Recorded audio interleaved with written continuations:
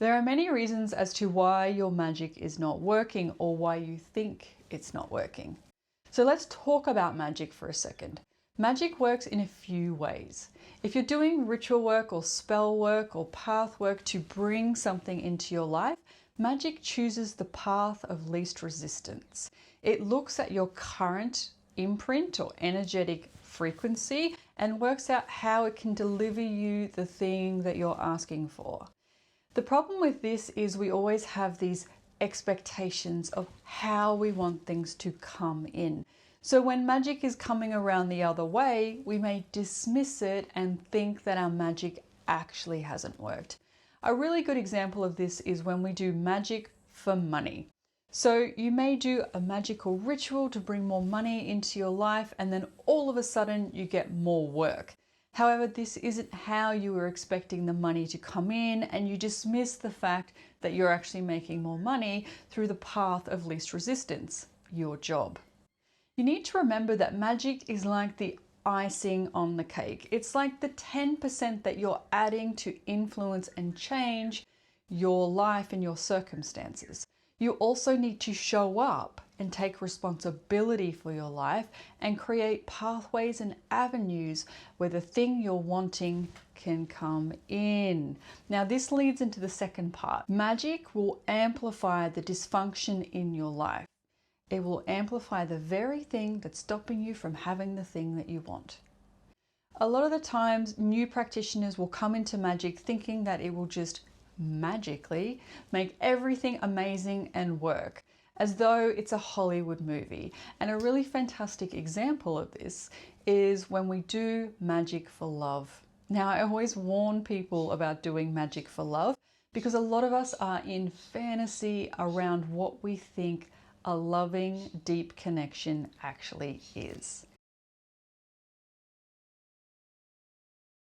What I've noticed when people do workings around love, what actually happens is magic will amplify the thing that needs care so you can actually receive and have the deep connection that you desire. If you are someone who is afraid of vulnerability, you don't have amazing communication skills, you isolate yourself and you're afraid of being in community, it's going to be very difficult for you to develop a deep connection with someone. So what magic will do, it will amplify those things, so it will put it right in front of your face so you can't ignore it, and it'll go, hey, you need to look at this, you need to work on this, because if you work on this thing, you will have the deep connection that you desire romantically. It can't bulldoze through those roadblocks.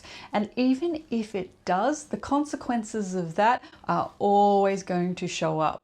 Because if you haven't dealt with the dysfunction or the roadblock that's stopping you from getting something that you want, it's going to amplify when you do. Therefore, the magic will actually backfire. So really think into what is it that I need to be aware of, address, or care for that's possibly stopping me from getting the thing that I desire. And how can I use magic to help me see those roadblocks so I can care for them, move through them, and move towards the thing that I actually want. This is how you use magic wisely. Instead of just thinking about the thing you want, think about the feeling state that you're trying to achieve, because the material version of something and the feeling that we're after can be the complete opposite. An example of this is when you buy something and you've created a massive fantasy about what you think it's going to make you feel, and then when you get it, you're like, oh, okay, that really didn't do the thing I thought it was going to do.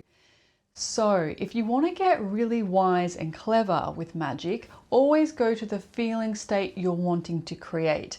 Therefore, when you're doing ritual work to create that feeling state, you're more likely to get closer to what you actually are wanting rather than the physical material thing that you think is going to create the feeling. The most favorite saying I have about magic is everything is the opposite of what it seems. So when you work with magic, it is always working, but possibly just not in the way that you think. So think about, what did the magic amplify for me to take notice of so that I can care for it, work with it to move towards the thing that I want? And when I do magic, am I creating pathways and avenues for the thing that I'm requesting to come in with ease? Let me know about your ritual work and how it has surprised you and done the opposite of what you thought it was going to do so you could have the thing that you desire.